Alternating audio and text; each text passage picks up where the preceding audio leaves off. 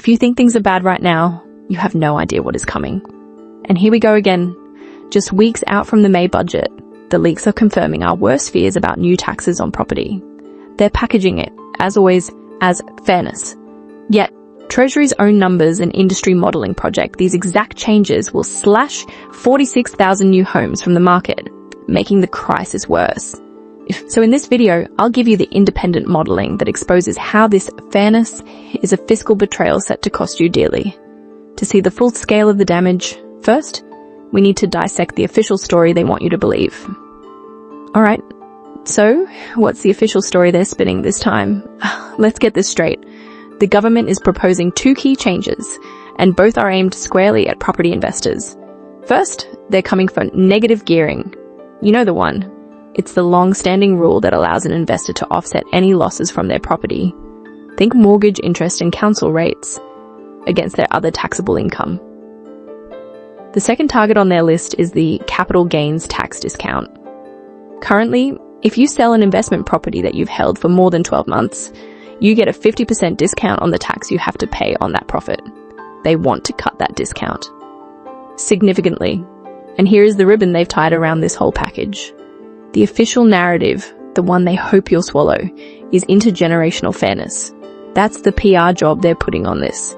They're claiming young people are being locked out, and that these changes are the key to helping them finally break into the market. It sounds noble, doesn't it? But if that's the story they're selling us on the front page, you have to ask, what's the real story they're hiding in the fine print? Because the independent data shows this plan doesn't just fail to help young people. It actually makes the housing crisis worse for everyone. And we're about to see exactly how. So, what's that hidden story in the fine print? It starts with the first massive red flag. If this plan was genuinely about fixing housing affordability for young Australians, the government would be proudly showcasing reams of economic modelling to prove it. But they're not. There's just silence. It's the same old story, isn't it? When the official narrative doesn't add up, you just have to follow the money. They say this is all about intergenerational fairness. But the numbers from their very own Parliamentary Budget Office, the PBO, tell a completely different and far more brutal story. The brutal truth is that the government has overspent. The budget is under immense pressure. Debt is climbing. And now they're scrambling to find ways to pull more revenue back into the system from you, the hardworking taxpayer. And how much are they looking to pull with these specific changes? The PBO's own modelling projects it will raise between $16 billion and a staggering $60 billion in additional tax revenue over the next decade. Let's be crystal clear. This isn't reform designed to help your kids buy a house. This is a multi-billion-dollar patch-up job for their own fiscal mismanagement.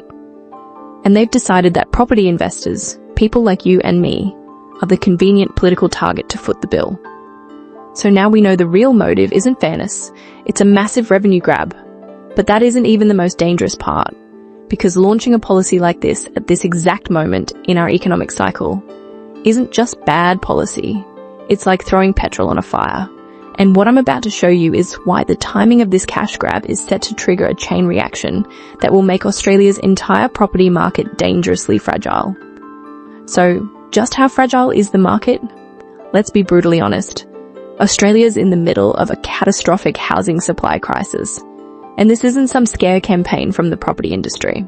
This is coming directly from the government's own playbook. Their own National Housing Supply and Affordability Council admitted in their latest report that Australia is on track to fall short of our national housing target by staggering 262,000 homes by 2029. Let me repeat that. This isn't my number, it's not some lobby group's number. It is the government's own official council telling them we are heading for a cliff. So, in the face of this massive shortfall, who do you think provides the vast majority of rental housing for Australians? Is it the government on a building spree? Of course not. It's everyday people. Private investors, people like you, your neighbours, your colleagues, supply over 95% of all rental properties in this country. So, let me get this straight. We have a desperate shortage of homes. We have one group, everyday Aussies, providing almost all the rental supply. And what does the government do? It launches a targeted attack designed to scare that exact group out of the market. You genuinely can't make this stuff up. This is like seeing a house on fire, and instead of calling the fire brigade, The government shows up with a tanker full of petrol and starts hosing the place down. It's not just bad policy, it's profoundly reckless. And this is all happening while the cost of building any new home is skyrocketing. Thanks to inflation and global supply chain shocks, raw materials and freight costs are through the roof. At the very moment we desperately need more private investment to get new homes built, this policy does the absolute opposite. The logic is undeniable, but the reality is even worse, because this isn't just a bad idea in theory. We have the cold, hard numbers to prove the real-world damage this will do. An independent economic model, the one the politicians hope you never see, shows exactly what happens when you pull this lever. And the results are devastating. So keep watching, because next I'm going to walk you through the data that shows how this policy will single-handedly wipe out over 46,000 future new homes and vaporize billions from our economy. And that number, that figure of over 46,000 homes vaporized from our future housing supply, doesn't come from me. It doesn't come from some political attack ad. It comes from the numbers the government hopes you never see. Independent economic modelling commissioned by a coalition of the very bodies that build our country. The Real Estate Institute of Australia, the HIA, Master Builders and the Property Council. They ran the numbers on these exact proposals. The results are a blueprint for disaster. First, let's look at the damage from altering negative gearing alone. The modelling shows a direct reduction in future housing construction by about 46,000 homes. It wipes $3.1 billion from our GDP and destroys over 4,200 construction jobs every single year. A $3.1 billion hit isn't just a headline. It's your neighbour losing their job on a building site. It's the local cafe that supplied their lunch going under. It's the security of our entire economy being undermined. But they don't stop there. The second punch is cutting the capital gains tax discount. According to the same data, this move alone carves out another 33,000 homes from the future supply pipeline and slams our GDP with an additional $3 billion hit. Stop. I know. It's a blizzard of numbers. 46,000 homes here, 33,000 there, billions wiped off the economy. It's easy for your eyes to glaze over. But do not miss what comes next, because this is the hidden mechanism. This is how all this economic damage gets passed directly onto you, locking in higher rents. Permanently. The models are unequivocal. These changes will push rents 1 to 2% higher than they would have been otherwise. And that increase isn't a one-off shock. It's a permanent new floor. A new, higher baseline of rental stress that never goes away. Let's be brutally clear about the long-term reality here. These aren't just figures on a spreadsheet. This is a recipe for a structural long-term contraction of the rental market. As individual investors, the people who provide 95% of rentals are systematically forced out. The rental stock shrinks. It doesn't get replaced. This isn't a forecast. It's a blueprint for a permanently broken rental market. This is the policy that locks your kids, and even your grandkids, out of having a home. So the data is crystal clear. The independent models predict an economic and social catastrophe. It begs one very simple question. If the numbers prove this playbook ends in disaster, why on earth would they run it? And you know what the most ridiculous part of all this is? The part that makes my head spin? This isn't some new, brave, untested theory. We've run this exact experiment before. And history provides a clear, undeniable verdict. It was an absolute, unmitigated disaster. You just have to rewind the clock a bit. But let's go back to Australia. 1985, the Hawke Keating government did the exact same thing they're proposing now. They abolished negative gearing. And what happened? Did a magical wave of affordability wash over the nation? No, the exact opposite happened. Within 2 years, rents in major cities like Sydney and Perth went through the roof. We're not talking a small bump. We are talking a 30% spike. 30%. The rental crisis became so severe, so quickly, that by 1987 they were forced to scrap the whole thing and bring the policy back. A complete public failure. And if that lesson from our own backyard isn't clear enough, you just have to look across the ditch.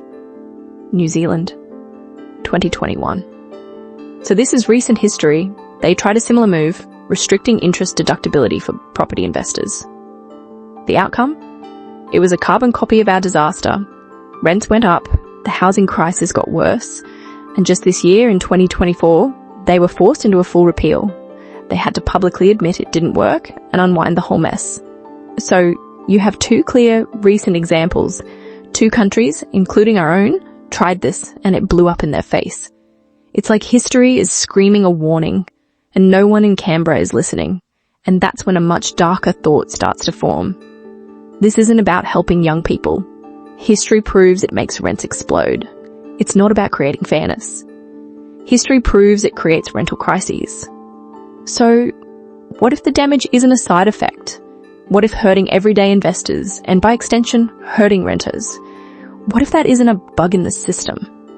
What if it's the feature? Because if this policy isn't designed to help who they claim it's for, you have to start asking, who are the real victims here? And who, exactly, is all of this meant to punish? So, who is all this meant to punish?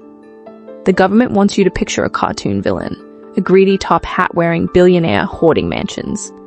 It's a deliberate misdirection, a cheap piece of political theatre designed to sell this policy as a battle for fairness. Let's get real. The truly wealthy don't care about these changes. They have teams of lawyers and accountants for this exact scenario. They own their portfolios inside company structures where they pay a flat 25% tax rate. You, as an individual on a high income, pay almost 50%. For them, this isn't a threat, it's a minor administrative task. They just shift the assets and the game goes on. So if it's not them, who actually gets squeezed? It's the people they want you to resent, the so-called mum and dad investors. I'm talking about your neighbour who's a teacher, the nurse working double shifts, the small business owner who managed to buy one investment property, hoping it would fund a decent retirement because their pension won't. These are the people with just one or two properties who make up the vast majority of Australia's 2.25 million property investors. They don't have complex trust structures, they get hit directly. This isn't a policy flaw, it feels like a betrayal. They are targeting your aspiration. They are targeting the very idea that an ordinary Australian can get ahead through hard work and careful planning. And the final, cruel irony? When you force these everyday investors to the wall, one of two things happens. They are forced to sell, which rips another home out of the desperately undersupplied rental market. Or the ones who manage to hang on have no choice but to protect their returns by raising the rent. The cost is passed directly to the tenant. The investor gets targeted and the renter pays the price. Whether you're a mum and dad investor feeling targeted or a renter worried about what's next, your story matters. Share your perspective in the comments below. Let's make sure these real-world impacts aren't ignored. And the stories you're sharing in the comments, they bring us to the final, unavoidable conclusion of this entire mess. Let's put it all together. The government is selling us a very neat story, and it's a story about fairness. A story about fixing a broken system for the next generation. It sounds good, but as we've proven with data, not emotion, the real motive looks suspiciously like a budget bailout. The timing, in the middle of a rental crisis, is catastrophic. The economic modelling predicts it will gut housing supply, and history already showed us this exact policy fails. Therefore, the true victims are not the super rich using their company structures. The victims are the 2.2 million everyday Australian investors, and crucially, every single renter who will pay higher prices for less choice. So the real question was never whether these policies sound fair. That's the political game. The only question that matters is, do they actually fix the problem? The answer is an emphatic no. You cannot fix the supply crisis by attacking supply. The only thing that solves a supply crisis is more supply. And right now, Australia does not have the luxury to play ideological games with its housing. The house is on fire, and they're arguing about the colour of the extinguisher. So please, don't be fooled by the political spin. If this analysis gave you clarity, share it. Send this video to your friends and family who need to understand the real stakes beyond the headlines. And if you value no-nonsense analysis that respects your intelligence, subscribe, because we have a lot more to uncover. It's up to us to demand solutions that actually work, not just ones that sound good in a press conference.